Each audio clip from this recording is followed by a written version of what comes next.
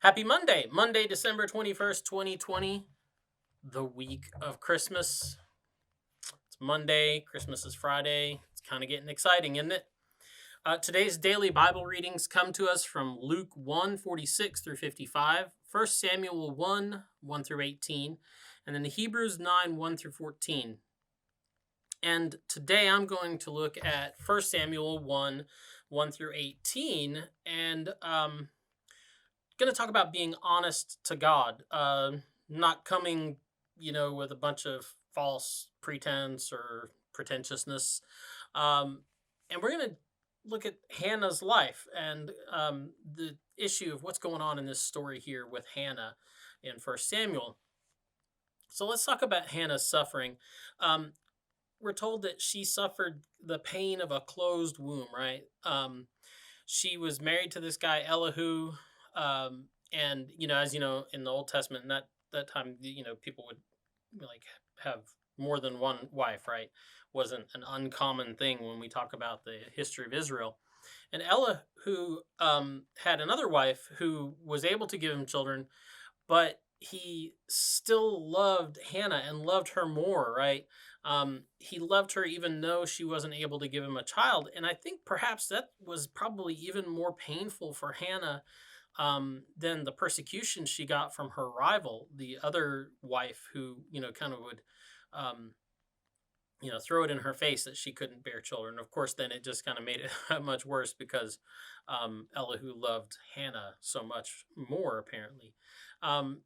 And so that's where Hannah is. That's where she's living. That's what she's dealing with. That's what she's suffering with. And we're told that she and her husband Elihu go up to Shiloh to the house of the Lord, right?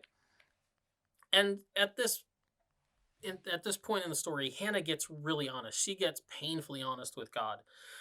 And we're given the scene where she's drops to her face in front of the house of the Lord in this fervent, animated prayer before the doorpost of God's house. And she openly tells him her needs. She openly tells him her wants, her expectations, and her willingness. And it's this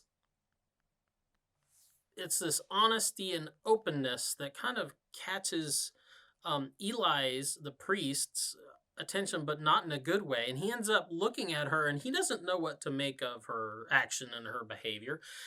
And so he basically says to her, "Go home, you're drunk." Because he thinks nobody acts like this, really. So she's got to be drunk. She just is out of her senses. She's not out of control. She's nobody's really like this.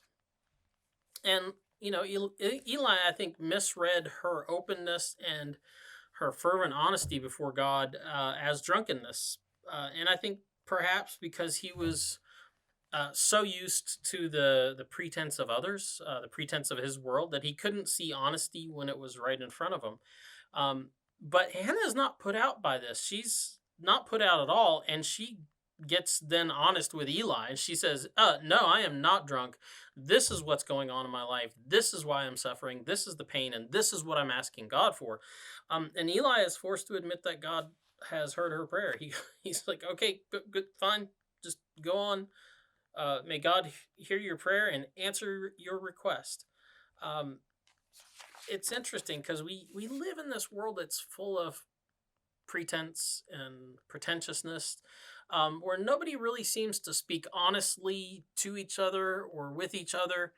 And when we do see it, we don't really know what to make of it. We're kind of like Eli. We're like, go home, Hannah, you're drunk.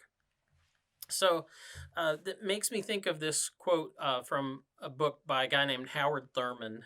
It's a book he wrote. It's a good time of the year to be reading this, called The Mood of Christmas. And this is kind of a protracted long quote, so get comfortable. But it's he's writing about on human integrity and honest communication. And he says, "Why is it that we are embarrassed by simple honesty and directness in our communications with one another? And yet the hunger deepens and becomes more and more insistent for ridding ourselves of the tremendous burden of pretensions. We long for relationships in which it is no longer needful for us to pretend anything. The clue to the answer, rather, is in the awakening within us of the sense of living our lives consciously in God's presence. The habit of exposing the life, the motives, the dreams, the desires, the sins, all to God makes for the integrity of the person. Out of this flows the integrity of the act. So, I think Hannah was a painfully honest person. She was in pain, and she was honest about that pain to God, and she was honest about what she wanted and what her expectations were and what she was willing to do in return. And God responded to that integrity, even though his priest didn't know what to make of it. So that's the DBR for today.